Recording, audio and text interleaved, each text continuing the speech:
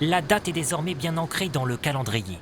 Le 1er décembre, une journée devenue sans doute un symbole, celui d'une lutte contre une maladie sexuellement transmissible, le sida. Est-ce que c'est une maladie qui vous fait peur ou pas du tout? Ah non, pas du tout. Bah non, dans tous les cas, maintenant, bah, il y a des soins aussi, il me semble. Et non, ça fait pas peur. On est en 2025, donc c'est des choses dont on en parle, où on est sensibilisé aussi par rapport à ça. Les gens en parlent beaucoup plus. Il y a aussi des médicaments qui font que maintenant c'est plus détectable. Pourtant, ces derniers mois, les associations rivalisent de messages d'alerte, pointent une méconnaissance des jeunes. D'ailleurs, selon des dernières études, un quart des 15-24 ans estiment que le VIH se transmettrait dans des toilettes publiques ou même encore en buvant simplement dans le verre d'une personne tierce.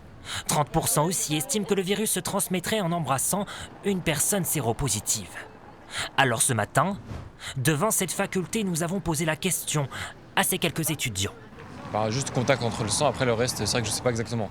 On m'a juste toujours dit qu'il fallait se protéger et après je suis parti je suis parti de là, mais je sais pas exactement comment ça se transmet. À la base, c'est évidemment les rapports sexuels non protégés, mais on peut aussi l'attraper, je crois, lors de transfusions sanguines qui sont mal faites. Les campagnes de sensibilisation se multiplient.